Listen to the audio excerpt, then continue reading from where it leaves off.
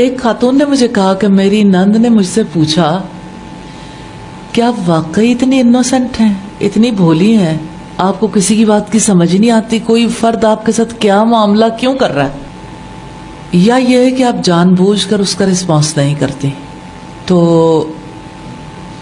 جو بھابھی تھی اس نے مجھے بتایا کہ میں نے اسمائل دے کے بات ختم کر دی کہ آپ جو بھی سمجھ لو۔ ایسا نہیں ہوتا کہ انسان کو سمجھ نہیں آ رہی ہوتی کہ اس کے ساتھ برا معاملہ کیا جا رہا ہے۔ میں ایک ایسی لڑکی کو جانتی ہوں جس کے سسرال والوں نے اسے قبول ہی نہیں کیا، نہ اس کو شکل و صورت سے قبول کیا، نہ اس کے اعمال سے قبول کیا، نہ اس کے گھرانے سے اسے قبول کیا، بس حادثاتی طور پر نکاح تو ہو گیا، اب قبولیت ذرا بھی نہیں تھی۔ لیکن اس لڑکی نے بنیادی اصول اپنا لیے کہ میں نے کسی سے بدگمان نہیں ہونا، میں نے بری سوچ دل کے اندر نہیں رکھنی اور خدمت کرنی۔ اس نے خدمت کی اور بالآخر وہ وقت آیا جب سب لوگ اس سے کنونسڈ ہو گئے اور پھر پورے خاندان کی روح رواں بن گئی، کیونکہ اس نے ہمیشہ لوگوں کا بھلا چاہا، ہمیشہ حسن سلوک کیا، ہمیشہ لوگوں کی خیرخواہی کی۔ تو اپنا آپ منوانے کے لیے وقت چاہیے، اور ایک مومنہ کو تو یہ یقین ہے کہ کوئی نہ مانے، اللہ تعالیٰ کو تو معلوم ہے، اور جو اللہ کی خوشی کے لیے سب کچھ کرتا ہے اس کو کسی کے اپریسیشن کی پرواہ بھی نہیں رہ جاتی، اور اس طرح حسن سلوک کرنا آسان ہو جاتا ہے۔ تو وفاداری بدلنا، مزاج میں ڈھلنے کی کیفیت کا ہونا، اپنے آپ کو ایڈجسٹ کرنے کی کوشش کرنا، اور بڑی بات اور ہے پازیٹیوٹی، مثبت سوچ کا ہونا، کیونکہ دیکھیے حالات تو سارے ہمارے مطابق نہیں ہو سکتے۔ اگر ہر وقت ہم دیکھیں تو حالات ہمارے مخالف بھی چل رہے ہوں تو برے حالات سے بھی اچھا نتیجہ نکالنے کے قابل ہونا دراصل انسان کو کامیابی کے راستے پہ ڈال دیتا ہے۔ یہ عام زندگی میں بھی ہے، لیکن خاص طور پر سسرالی زندگی میں۔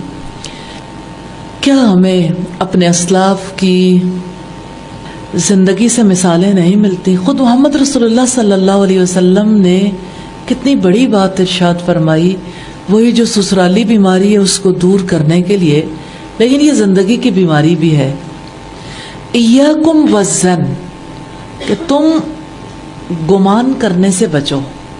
اسی طرح سے رب العزت نے فرمایا اجتنبوا کثیرا من الظن، کثرت سے گمان کرنے سے گریز کرو، کیونکہ بعض گمان گناہ ہوتے ہیں۔ تو یہ گناہ کیسے ہو جاتے ہیں؟ جب انسان غلط نتیجہ اخذ کرتا ہے۔ دیکھیں، اگر کسی نے برا سوچا، برا کیا، تو یہ اس کا معاملہ ہے۔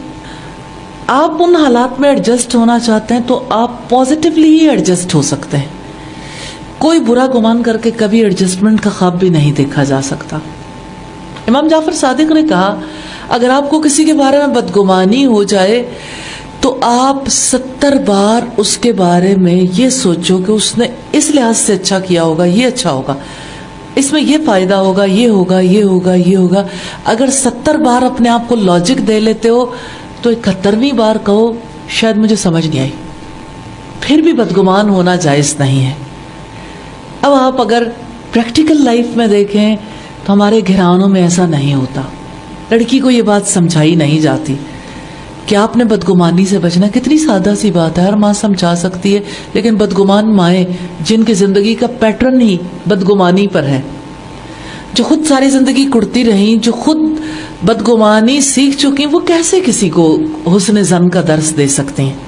کتنی کم مائیں ہیں نا جو اپنی بیٹیوں کو اخلاقیات سکھاتی ہیں، حسن خلق سکھائیں۔ اب وہ مائیں نہیں رہ گئیں، کیونکہ مائیں خود صاحب اخلاق نہیں ہیں، ماؤں کو خود اخلاق کی سمجھ نہیں ہے۔